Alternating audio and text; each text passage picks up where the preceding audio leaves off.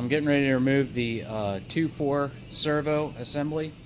I don't have the tool to depress the cover, so I'm going to do it the old-fashioned way.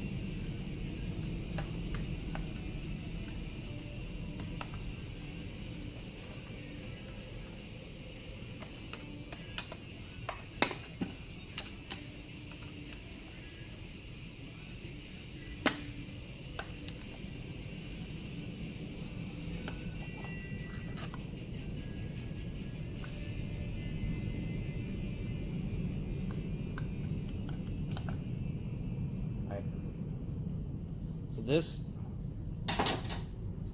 is the cover. This is the cover, and this is the fourth apply piston for this for the band.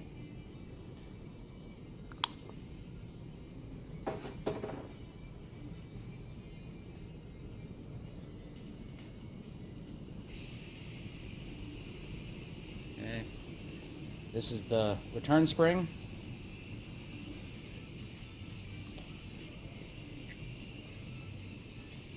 And this is the second apply piston here. That's the actuator pin, and this is the housing. This is the housing for the second piston, second servo piston.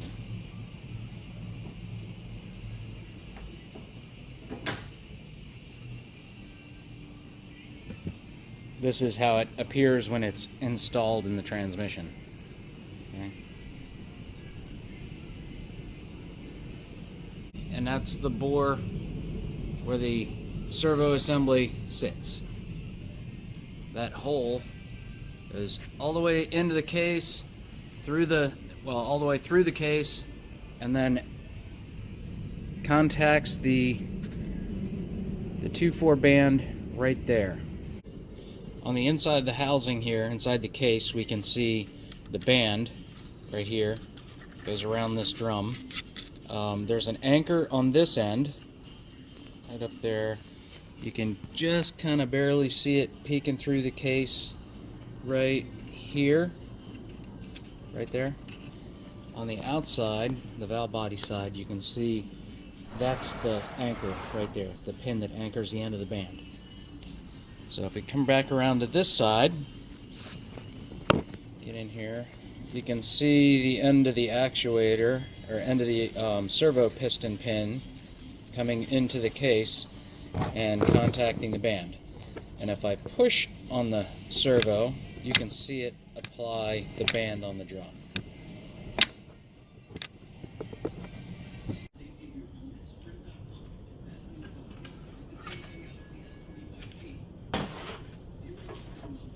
So we have the reverse input housing here. It just comes off. And this is the input housing, or 3-4 housing.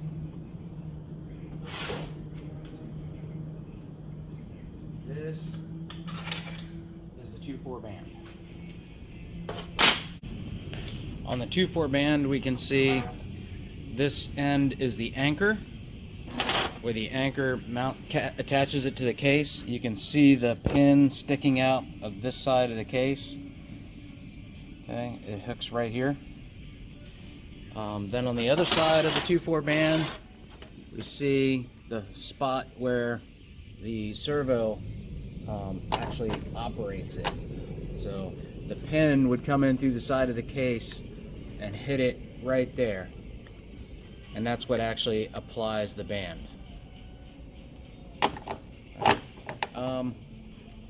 This is the inside of the reverse input housing. You see the bushings in here. The apply hole is down here, that little square.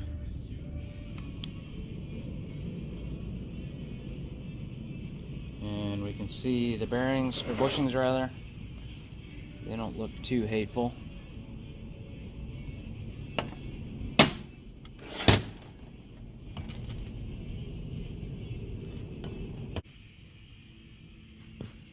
There's the Teflon seals on the input shaft.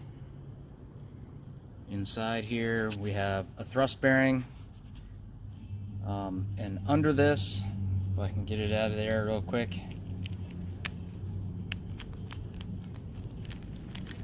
that is the selectable thrust washer, or selectable shim, and this is actually what you use to set preload on the, or end play on the case. So if you didn't have enough end play or had too much end play, you would change the thickness of this washer here, or spacer. Okay, the bearing we talked about already. Checking these, you want to not only feel it while you're rolling it, make sure there's no damage to it, doesn't feel like there's any debris in it. The other thing you want to make sure that you do is put it on your bench and apply downward pressure while you're turning it. And if you can feel any little detents in there, any damage, if it feels like there's debris in it, you're probably going to want to replace it. Okay, this one doesn't feel too bad. Alright, the band looks like it has seen better days. The friction looks like it's gotten a little bit hot, and you can see this inner band here, or inner layer of inner section of friction, looks like it's pretty chewed up. If we look at the drum, we can see the damage that the band has caused. There's only a couple of spots on here where I can catch my finger. This drum, I would probably replace it